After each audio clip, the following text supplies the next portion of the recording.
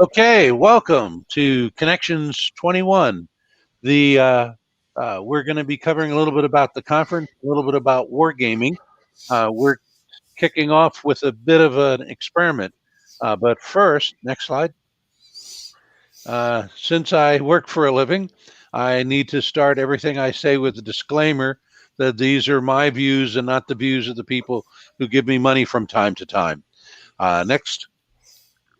So, again, since this is our first real session, I want to thank everybody on behalf of our co-chairs, on behalf of the Army Command General Staff College, they've been a great host this year. Twice over, they were a great host when we were going to be a live conference. They've gone above and beyond to help us out.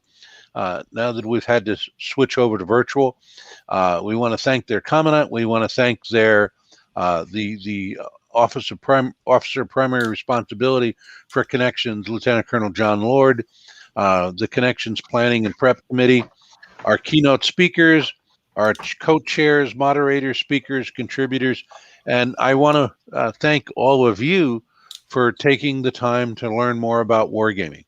So welcome. Next. Now, let me start with a quick overview of the conference. Next.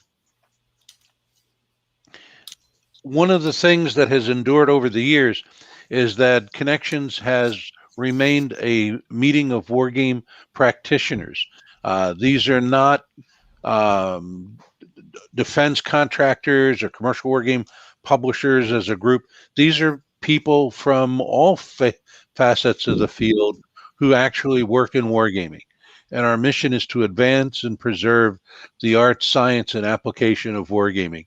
Ultimately, that leads to saving lives by helping us fight more effectively. And again, we bring together all elements of the field, and we also look for presenters in areas that are not wargamed or not wargamed well. Next. And by the way, we have a video that gives much more detail on Connections. So we have some great keynote speakers this year. Dr. French is the central person for ethics in wargaming, ethics in leadership. Lieutenant General Keller, just an honor and a privilege to get someone of that high rank. And then Joe Miranda is really, to something, a large extent, the Thomas Edison of wargame design. Not that he lives in Menlo Park or anything like that, but that he is such a prolific wargame designer.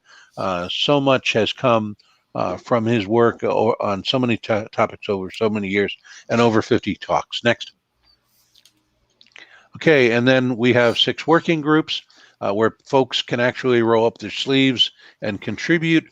And we have extended activities from the social today and the wargame labs, demos, plays, showcases that make this more than just listening to talks. Next. And one of the great strengths about Connections is that it's not just Connections US. There's Connections conferences, US, UK, Canada, Netherlands, France, and we learn from each other.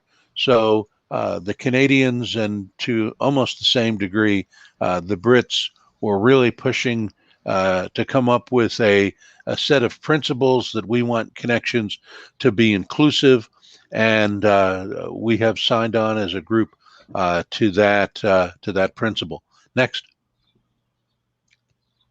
Okay, so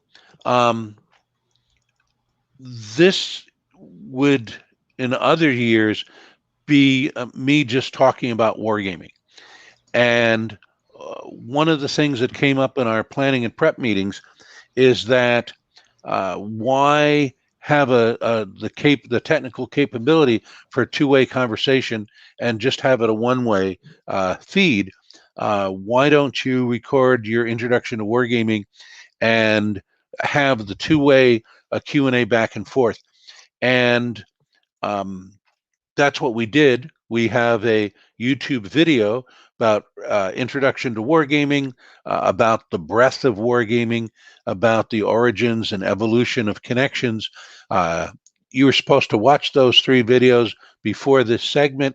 If you didn't, that's okay, because one of the rules of wargaming is never trust 100% of your people to do the read-aheads. I'm going to very briefly talk about those things. And then you can refer to the videos to go into more depth. And then most of this, if I talk quick enough, is going to be an extended Q&A. We have really impressive folks from the field of wargaming. Paul Weber has been around wargaming for longer than I have. One of the leading wargamers in the U.S. Navy, and also a theoretician of what is wargaming and how can it be used most effectively. Ed McGrady led the Center of Naval Analysis in their wargaming department for a number of years, worked under Peter Perla for a number of years. Now he's pretty much his own company doing wargaming. So we have a government, we have very much the FFRDCs, the industry, and then we have Sebastian Bay, who teaches wargaming at Georgetown University and is one of the most impassioned and effective advocates for educating people about the application of wargaming. So great panel. I don't want to use up any more of their time than possible. Next. So again, why wargaming? War games provide an edge. One of the things that if you read on wargaming, or really any of the histories of wargaming, it kind of jumps out at you that the side that uses war games more effectively is more likely to do well in war and suffer fewer casualties and bring the war to a successful conclusion more quickly. Next. And to do that, we do it a couple of ways. We do it by educating people to help them retain what they learn longer and the implications of what they learn. People who learn things through war games tend to be able to apply that information more effectively. And then you also have popular publishers who are doing what they love and trying to make at least some money in the process of doing it. There's an old joke in the commercial wargame industry: the best way to make a small fortune is to start with a large fortune. But the computer game guys, they've made a lot of money on a few occasions. Next. Okay. And again, why connections? Again, there's a whole video on this to go into more depth. But back in 1992, Colonel John Warden took over as the Commandant of Air Command and Staff College.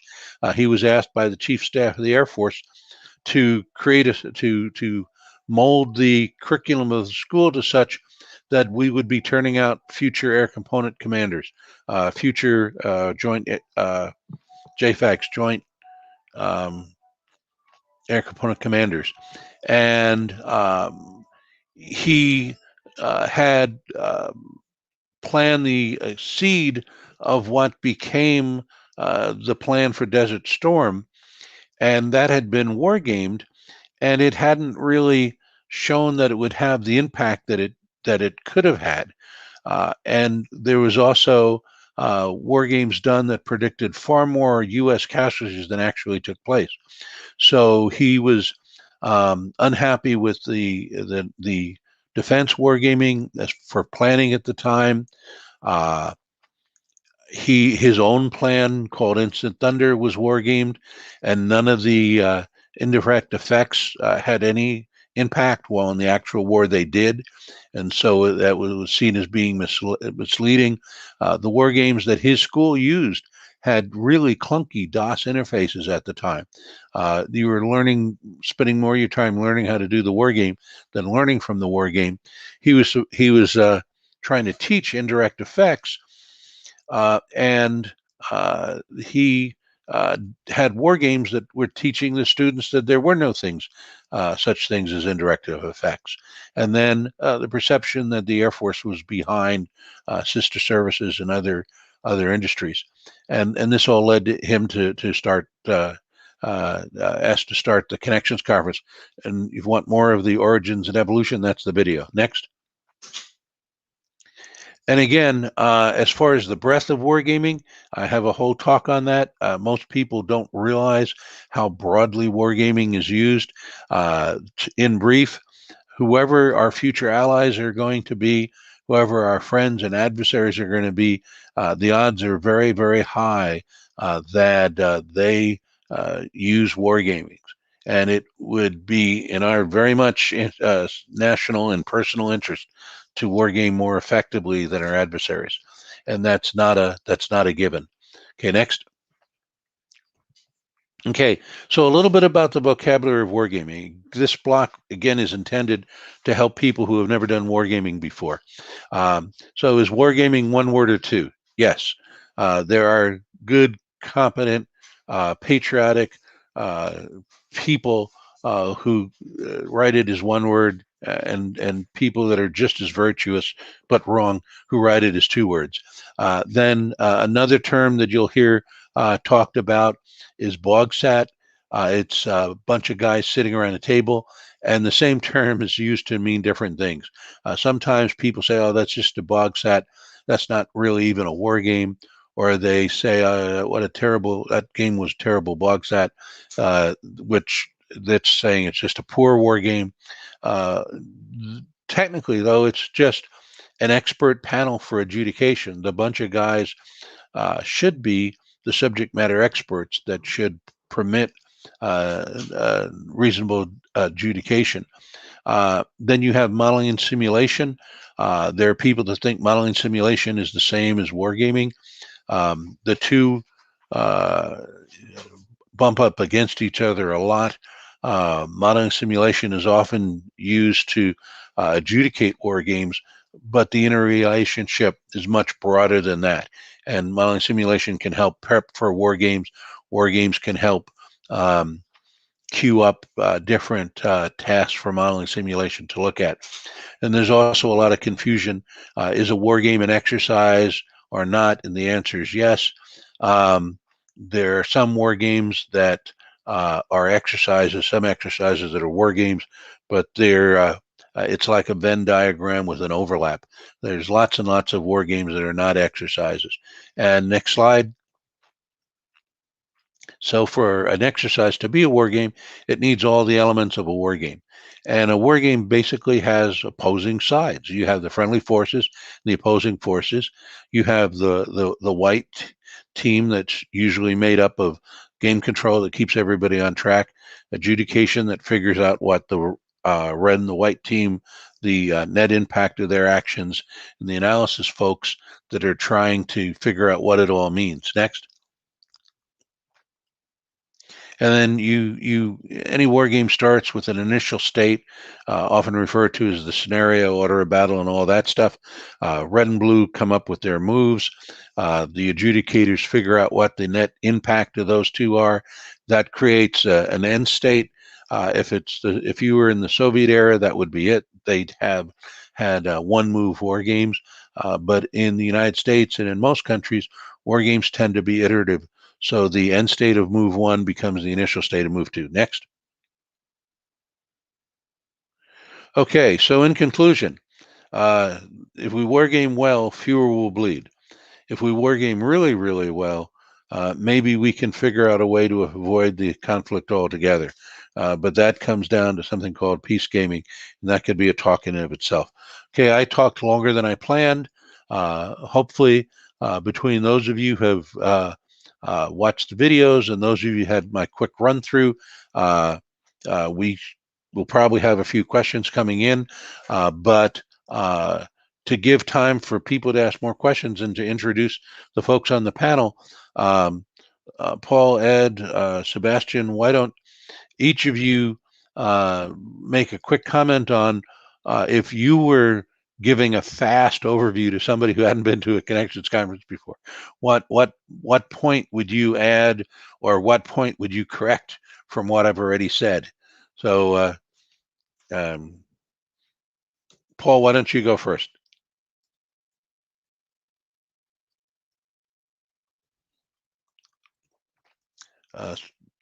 You're muted, Paul.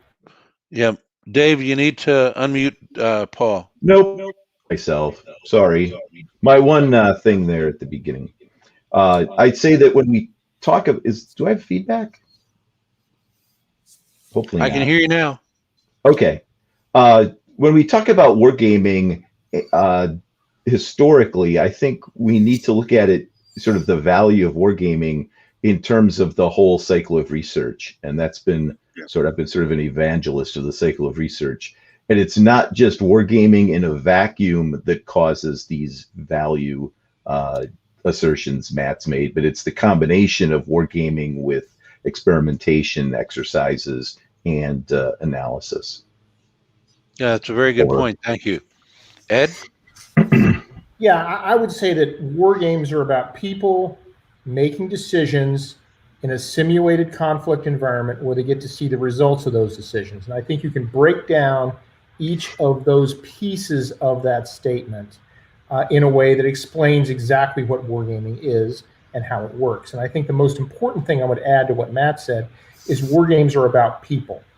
And that makes them a little bit different than things like models and simulations and so forth like that. And so a lot of people that are new to wargaming tend to focus on the simulationist aspect of wargaming and not the role-playing people aspect of wargaming. And I think that's an important factor to consider when you're thinking about game design. So. Okay, Sebastian? So I will double down on everything that Paul and yourself and Ed have mentioned about the importance of the human decision-making portion and the consequences of those decisions in games. The only thing I would change is, or at least offer a different perspective, is to think of games not in the components that execute them, like the white cell and the blue cell and the red cell, but in the components of what a game requires to be a game, like a scenario, a game system, adjudication method, victory conditions, and an analytical framework, right? When I teach my students, I teach them to think of the components of the game to help them understand how games work and what each element of a game does. Like a scenario is a narrative storytelling element to it. The game system is what most people think of. I mean, the rules, the mechanics, the adjudication method is how actions are judged in a game. Whether it be dice or cards or white cell.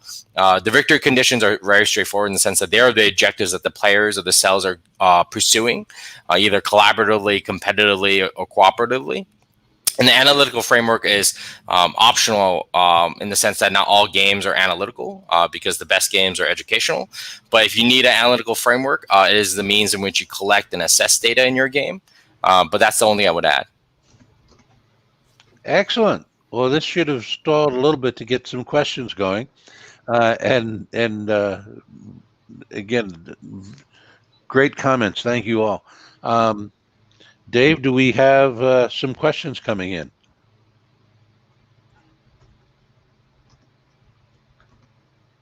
Or anyone?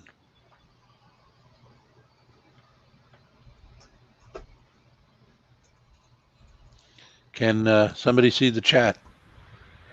Well, I have a question. I have a question for you, Matt. Oh, good. Here we go. Good. I have a question for you. What is the Caffrey triangle? I keep hearing about it, but I don't know what it is. Oh, okay. Well, yeah, and thank you. That's something that's good to start out about. One of the things that you find in wargaming is that there's a lot of, you put the old cliche about put 5 wargamers in a room and get 7 opinions. One of the things that people feel very passionate about is the right way to play red in a war game. And there's one school of thought, kind of the Lieutenant General Van Riper school, that says red should win, that the real red wants to win. If you're playing a war game, your red should do anything that doesn't defy the laws of physics to win, and that should be the way you do it. Then there's another very strong school of wargaming that says, no, wargaming is about anticipating what the adversary will do. So you need to learn his culture, learn his history, find out as much as you can about how they teach in their staff schools, hang a painting of their commander on your office wall, and try to replicate what they would do as much as possible. And then the third school is there really isn't a red team. There's just a control team. We're just trying to achieve different objectives. So you can tell red to do whatever you please. There's no such thing as a wrong red move. If you need to have fill out a form on what happens when you blow up an anti-aircraft site, go tell them to blow up an anti-aircraft site, even if there's no godly reason red would ever want to do that. And each of these schools passionately believe that their school is right and everybody else is a heretic. What the Caffrey Triangle argues is that depending on the circumstance, all three could be right. That there are times when you do need to try to replicate what the enemy is most likely to do. And that tends to be when you're working on O plans, because your O plan is if the contingency plans, because you're trying to figure out, okay, Indo-PACOM will do this if this bad guy does that. If you're trying to train future strategists, it's good to have a very tough red, because a good sparring partner leads to a good boxer. And there's times that you're just training a staff how to fill out the forms. So go ahead and blow up the anti-aircraft site. So that's the one thing that Caffrey Triangle, and so there's a triangle where each one of those three, philosophies of red is one of the 3 points of the triangle. And then your particular war game, you put a different point on the triangle. In some games, like war games that are looking at the future, it's not at any point of the triangle. It's kind of between the points, so that you want to be informed by current doctrine. But if you're looking at future technology, both red and blue will change their technology so much. The problem with some war games is they try to be several different places on the Caffrey Triangle simultaneously, and you can't be two places at once. So you can kind of have a trade-off between the two, but you can't be hard over different places at once. And there was a war game called Millennium Challenge that tried to be several places of the triangle simultaneously, and among about 24 other reasons, I think that was one of the more fundamental reasons why that was a disaster. Okay, we have any questions now? We had quite a few while you're talking, Matt. Excellent. So, Dave or anybody else want to ask the question? Or yeah, I'll take this question to start off with. Okay. They're asking, now, is the central component of any war game an environment that requires a decision, and then dealing with the impact of that decision?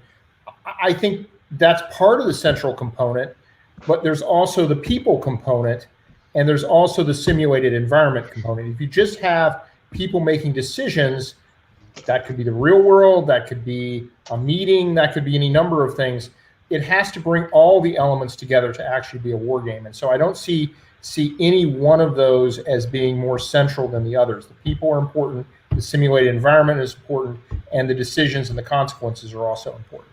So.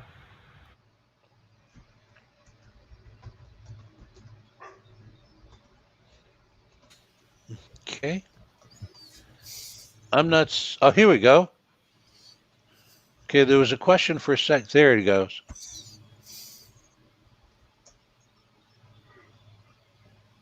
Okay, I think we already answered that one, didn't we?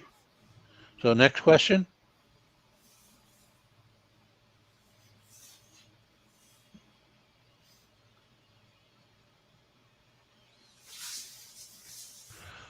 Stephen.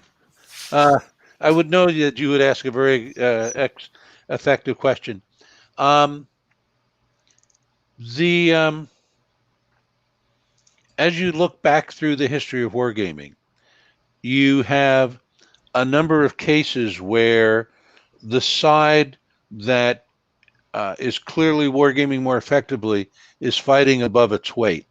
Now, when you're in a laboratory, you can control all the different elements, and you can make sure there's just one variable. So if you have one variable and then the outcome is different, you can say, there's absolute proof that that is the active ingredient, that's what's causing the effect. One of the problems is, while there's lots of history of wargaming and lots of cases where war games have seemed to have a big impact, wargaming wasn't the only thing going on. And in fact, it's been said quite elegantly that wargaming is most effective when it's not the only thing going on. That the Germans who started this whole silliness considered wargaming as part of the staff function. And you have the interwar period at the Naval War College, wargaming being just part of a curriculum to get people thinking. And especially in the case of the Marine Corps, a lot of their development of amphibious doctrine was research into history and everything else. So, yeah, proof positive is tough, but the German wars of unification, they shouldn't have won those wars. You look at the population, the technology, the size of the armed forces, they did better than they should have done. You look at the impact that Watu had for the British anti-submarine efforts. You know, they had an oversized impact for the resources expended. You look at Germany in the early years of World War II, where they did a much better job of figuring out not just mobile operations, the blitzkrieg type of attacks, but also Wolfpack tactics and everything else that was developed. The German Navy fought against the British year after year in the interwar period and got a little bit better each year, while the British pretty much stood still, other than the technical development of what we now call sonar.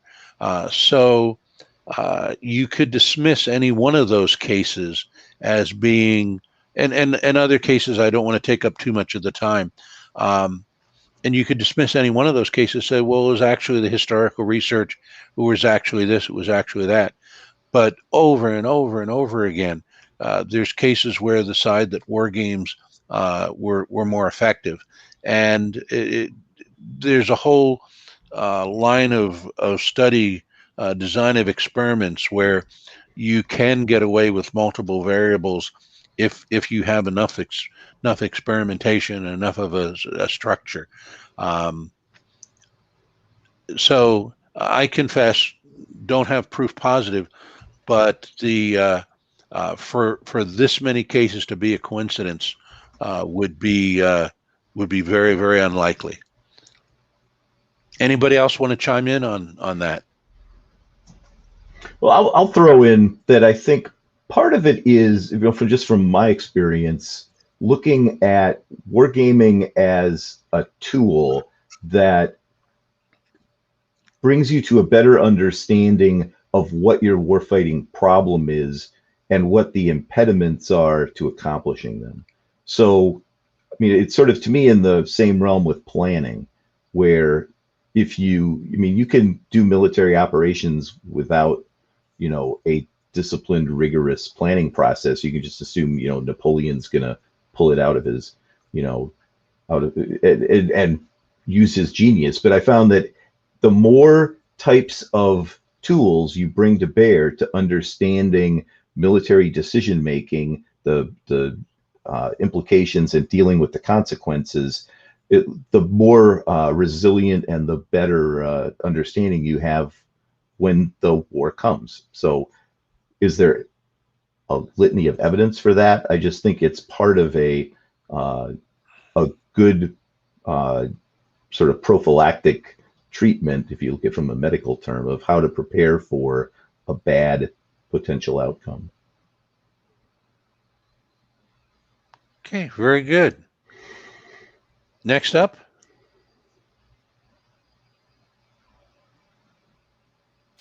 Yeah, so I'll jump on this question because I'm a construe it the way I want to from Mitch. What has prevented wargaming from becoming a larger part of the military culture, and what can we do to break those barriers? By wargaming being part of military culture, I'm assuming that he means educational gaming and not analytical gaming, and that he's asking how can we get wargaming into the rank and file throughout the military, similar to what the Kriegspiel was in like the Kriegspiel clubs in the Prussian army back in the wargaming history. So I think a couple barriers exist to why it isn't part of it. One is that it can be seen as childish and unproductive and lack utility, which isn't true. But I think that perception is still very strong, and there's a pejorative element to you. I'm saying, hey, you're going to throw some dice and you're going to play D&D. And there's another portion of it where units and individuals, officers, and enlisted and leadership just don't have time. They have competing priorities of readiness and operations, and training and education, unsurprisingly, falls to the side. And adding wargaming to train and educate, just doesn't rank high enough on their list to either devote the funds or the energy. To those who will undoubtedly mention like wargaming being part of like COA, MCD, MP like process, like it is also like the most ignored step in that process, right?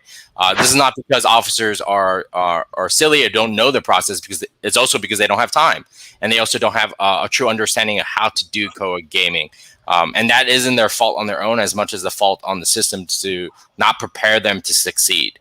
And the last portion is that there isn't a lot of talent in the rank and file to cultivate them like wargaming culture, right?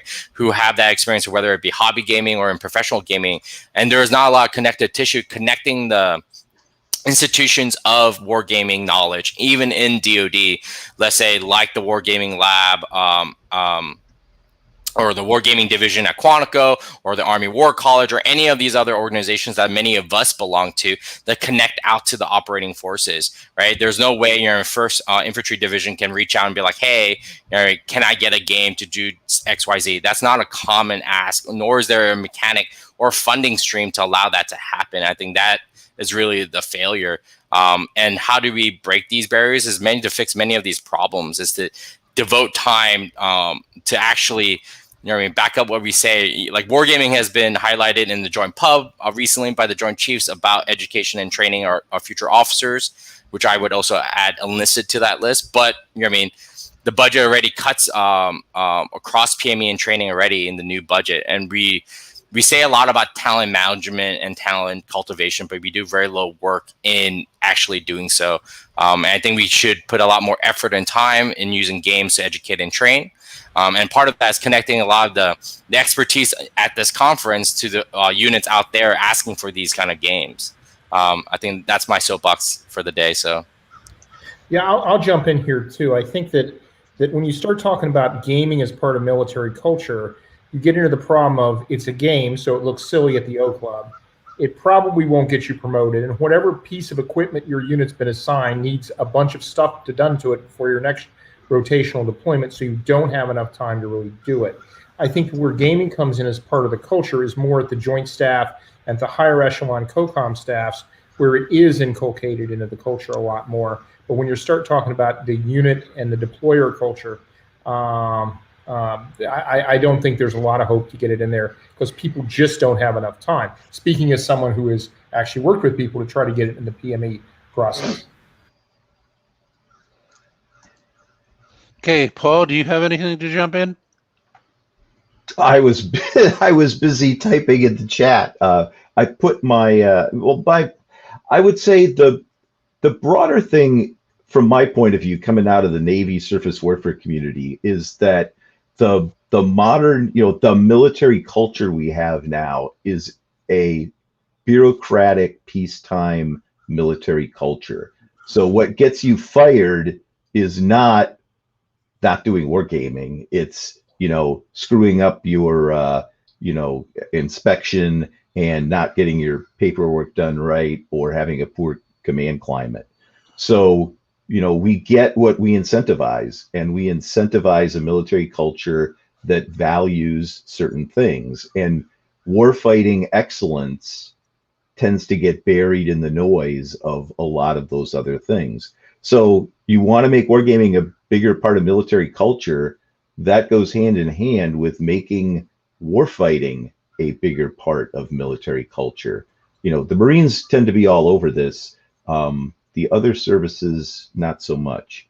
There are pockets. Sebastian working at the Naval Academy is, you know, you're doing great things there, trying to get the youngins thinking that way. But us, you know, us old retired, you know, 05s working in the government are, you know, we tend to be the problem. Over. Yeah, everybody made really good comments, and I particularly value what Paul brought up. Just to tweak Mitch's question a little bit, the barriers of becoming part of the military is really part of it becoming a bigger part of our military. The bureaucratic problems after World War II, after Korea, we were increasingly concerned about aircraft accidents and losing pilots in peacetime, and training of our pilots became more and more stereotypical, more and more conservative. And Vietnam came along, and we were actually losing more pilots than we were shooting enemy aircraft down. And that was after lopsided victories in Korea. And they did a study called the Red Baron study. And what they discovered was that we were losing most of our pilots during the first 8 missions. And what they concluded was we were teaching people how to fly. We weren't teaching them how to fight. And to teach them how to fight, we needed stuff like Top Gun, Red Flag. We needed basically live wargaming. And the reason we needed it was that our adversaries were teaching their guys how to fight. And we were losing out in comparison. So the big way to make wargaming a bigger part of our military is to look at wargaming in the Soviet Union. I'm dating myself. Inside Russia, where they're spending money on improving their wargaming facilities. Look at wargaming in China, where they're spending a lot of money on and a lot of manpower and a lot of facilities and a lot of top-down, thou shalt, to increase their wargaming efforts. We tend to buy new fighters when we're concerned that the other guys are coming out with fighters that are going to be as good as ours. I think we need to be looking at what our adversaries are doing in the area of wargaming and trying to make sure we don't fall behind, because wargames, without 100% scientific proof, do save lives of the side that wargames more effectively. But if that ain't us, they won't be saving lives of Americans. They'll be saving lives of our adversaries at our expense. Excellent question.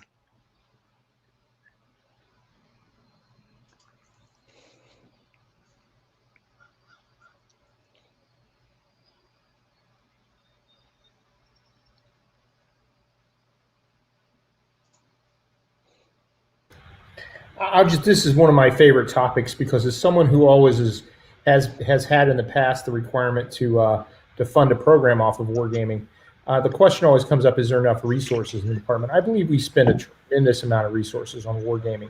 It's just not very obvious or apparent within the department. First of all, you have all the war colleges that do wargaming, then you have the COCOMs that do wargaming, then you have the joint staff with the people that do wargaming there. And it just keeps on going. NDU does wargaming. There's a lot of expenditure of resources on wargaming in the department. Now the question becomes: is it properly allocated? Is it allocated to the right topics? Could we do more in terms of certainly Sebastian's educational type wargaming? Yeah, I mean, there's not a lot of resources to spend for that. The academy certainly could have a wargaming, much more integrated wargaming curriculum. But in general, I think there's a lot of resources floating around the department for. I mean, look, they pay Paul, for example. That's purely out of curiosity to see what I'm going to do next. Yeah. So on the topic of funding, I agree. Like in terms of analytical gaming, Deputy Secretary Works like memo really put a funding injection into the community that this community is still benefiting from in many ways. And I think there is growing emphasis on wargaming, especially with the budget crunch and as new concepts like MDO and EABO are coming into fruition into the service. But in terms of educational gaming, no, we don't have enough at all, like zero. If I could liquidate like 2 F-35s, I would. And like I could build you a educational wargaming capability in almost like every battalion with that much money, and still have money to like left over to pay for ed, right? To go around like teaching people how to do gaming, right? And I think that's because there's no easy PowerPoint way to explain why you need to invest in educational gaming, because it doesn't give you a shiny whiz bang thing that you can say to Congress that you need to win the war with, pick a country, right? It's this nebulous notion of investing in people and investing in time and investing in this notion that you're going to cultivate talent over a nebulous amount of time, which is never something good that the military is good at conceiving, right, and putting value on. Has anyone who has ever been in the talent management system in the DoD will realize that. So that's my 2 cents. Yeah, Paul, anything to add? No, I'll leave that. I'm happy, as Ed says, they pay me. So no, I do a lot of mentoring. So I'd say the biggest issue we have is what would I do if they gave me a bunch more money? We have this chicken and egg of we need more war gamers. Mm-hmm. That we had a big Navy wargaming summit, and they asked, what would you spend, if you only had $1 to spend, what would you spend it on? And that, to me, getting more wargamers, training and educating wargamers. So without the wargamers, we can't do more wargaming without having a sort of a training pipeline or some sort of a promotion path to get more war gamers. We're kind of in this this black hole where we know we want to do it more. Those of us that do it are getting older and aren't going to be around a whole lot longer. And getting the institutional buy-in to support wargaming in a safe to fail environment that's my biggest. It's a time support, giving young people time in their work year to do wargaming events. If there's one thing I've had a modicum of success at, it's being able to get that white space for a handful of the folks I'm trying to mentor up. Over. Yeah, I think as always, great comments. We there was a perception that we had too few officers that were really good at joint operations, that every now and then we'd have some general who spent his career reading military history and went out of his way to get assignments that were in different areas. And just through luck, we had, the right general at the right place at the right time. And 40 years ago, 30 years ago, Department of Defense decided that luck is not a strategy, and they needed to come up with some sort of a formal process to make sure we had the number of officers that were competent in joint operations that we needed. And the first step was to figure out how many officers did we need that were competent in joint operations, in what billets, in what type of education and developmental assignments they needed to get there. One of the problems we have in wargaming is not just resources, but that it's scattered. You have the Marines doing this over here. We have the Army doing this over here. The very first connections we had back in 1993, I was expecting the military wargamers to during Icebreaker have fun meeting the commercial wargame guys that played their games of in years and have an opportunity to meet them in person for the first time. And what I found out was that Air Force wargamers were like saying, no kidding, I do wargaming for this command. your command does wargaming too? And oh, the Navy does wargaming? I didn't know about that. So we have all these little pockets of wargaming. That's not how you do it. If we buy a new airplane, we figure out how many pilots we need, how many maintenance troops we need, how many people need training in what areas. You know, we talk about training wargamers. How about training people to use the output from the wargamers, or training people in how to give effective direction to the wargamers? So if I had $1 to spend, I would spend it on figuring out how to more effectively spend all the other dollars by coming up with what is the overall requirement for wargaming expertise in the Department of Defense. People who do wargaming, people who consume wargaming, people that work alongside the wargaming folks.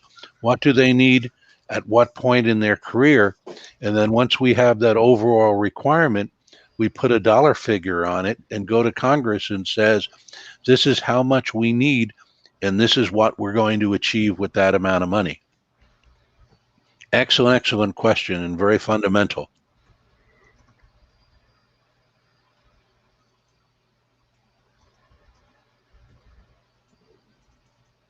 Oh, excellent. Another excellent question. This is a good group. Who wants to jump on this one first? I'm not sure what you mean by human element into the fundamentals of a war game. You have players, obviously, which is a human element. You can also have this sort of idea of human terrain modeling. And I think that's one of the big challenges. We're going to be talking about that in Gaming the Irrational working group, where you're trying to understand how things that are fairly complicated, like the media, political decision-making, Congress, and crazy leaders, sort of factor into the overall environment that you're doing in the war game. And I don't think we have very good tools for that. Certainly models and simulations haven't panned out. And having players represent that is fraught. And getting players to believe it is also fraught. So we're going to be talking more about that in the Gaming the Irrational working group. I'm going to take the human element in a different direction. I'll talk about human behavior and human dynamics in games. Like when I teach war game design, we talk about bad negative player behaviors that your game may produce by accident, or you may want to produce purposefully, right? And I think a good designer always considers how people actually behave, right? And I think that's why playtesting is such a big portion of the game design process, is not only to see if your mechanics and rules work, but also to see if people break your game, right? Is there negative player behavior like king making or turtling, or bargaining that you didn't anticipate in a, on a theoretical whiteboard as you conceived your game, or is there player behavior in terms of self-motivated negotiation or betrayal or deception that you want to cultivate in your game? And I think that's a really interesting and fun element of game design. Okay. Yeah, I'd echo some of that too. And what I find interesting is, particularly dealing with folks that do a lot of simulation in the Navy, is in the simulation end of things, you tend to eliminate the human element to see what the, compare and contrast system performance. When you start adding the human element into that, you tend to get friction because it's a 0 to 1 fudge factor. And, you're like, well, you have this great system, but it requires that, the fighter pilot exposes himself to this amount. My classic thing is, you want hard kill or soft kill anti-missile defenses. You may have this wonderful ECM system that, it has a 90% chance of being 100% effective. Well, if you're the guy on the ship, it's much more to reflect the how I will operate my ship, given I know that I have 20 missiles and they each have a probability of 0.9. That tends to be a more comfortable place where people are at than to say, well, you have to watch, hear the Star Trek dun-dun-dun-dun music coming in as the missiles come in, and then hope that you're in that 90% of the 100% effective and all the missiles fly over you. What is what if the human element of the ship CO or the ship crew doesn't automatically respond the way that you want them to? If we don't consider that in war games, then we're setting ourselves up for possibly having a bad day when we're putting people in a position where they have to rely on technology with a literal life and death leap of faith. Yeah, the just a quick example of how the human element can how a war game can make clear there's a human element there. The Army is pretty proud of some modeling simulation wargaming work they did after the first Gulf War, where they took the Battle of 73 Easting and they kind of reverse engineered and they wargamed it out. And they were able to simulate pretty much the battle in the war game that actually occurred. And they said, and there was really only two big differences. And I said, and they were very proud there was only two. I'm like, well, what were those two? And one was the real soldiers tended to use a lot more ammunition than the war game used. And the real soldiers, when they were passing an Iraqi tank, they were pretty sure was knocked out. Since if they were wrong, it could shoot them after they passed, they tended to put one more round into the tank just to be safe. Where if you're playing a war game, you don't have that survival instinct motivation to just be a little bit extra careful. And the other big difference was in the war game, all the Iraqi tanks fought as if they had people inside of them. They weren't really modeling people. They were modeling Iraqi tanks.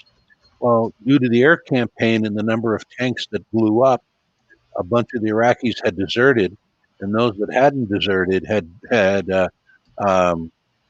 dug trenches away from their tanks so they could sleep outside of the tank, so they were in it when it got blown up. And so when the fight started, a lot of the Iraqi tanks were not manned. And if you're only fighting hardware against hardware, you're not going to pick up those types of differences.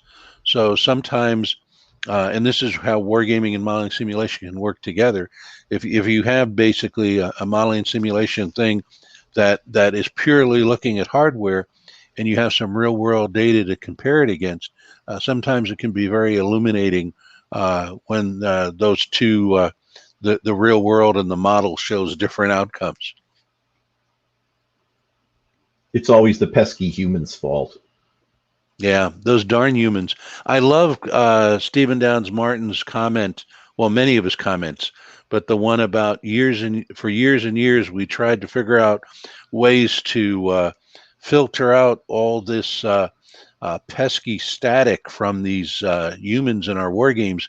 And we finally realized what we were getting from the humans wasn't static, it was the signal.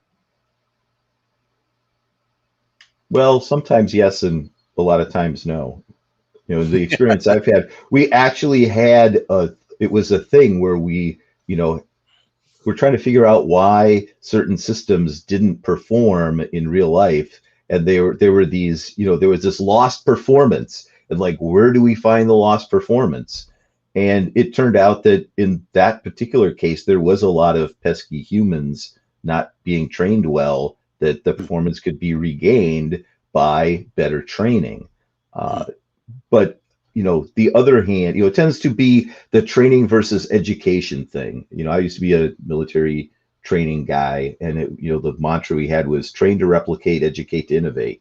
And you want training to get people to replicate activities in their sleep. So when they're up for 72 hours and have wounds and stuff, they can go through the repetition of the activity. The war winning part, that helps keep you from losing the war. The war winning part, as I said in the chat, comes from that aha moment when you figure out either now's the time on Sprockets when I don't follow doctrine, or wow, I just came up with a new doctrine, a new way I think to do things. And that's, the pesky humans are pesky until they're the military geniuses that win. And the problem is, how do you sort that out? Well, fortunately, it often takes a real war to sort that out. So we got to be careful when we're doing this human factors thing. As Stephen Downes Martin is, hammers, people can't predict how they're going to make a decision in benign conditions. When you put them in stress and everything, we don't know how we'll react. Over. Yeah. Excellent. Well, these are great questions. I hope our answers have been equal. More questions, please.